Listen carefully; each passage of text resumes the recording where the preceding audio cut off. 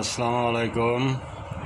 আমার বন্ধু শরীর স্নেহভাজন বাংলার দুই কিংবদন্তি নিয়ে লেখা একটা ছড়া কবিতা, যার শিরোনাম রবি নজরুল। আগ্রাসী রবি ঠাকুর, সর্বগ্রাসী নজরুল, লুটে নিলেন বাংলায় ছিল যত মালাফুল। ছিল যত বাংলায় সুর আর ছন্দ, বাকি রাখেনি কোথায় আগে বিন্দু। আমি যে হব কবি, হব গীতিকার, পাইনি একটি শব্দ যা করেনি ব্যবহার।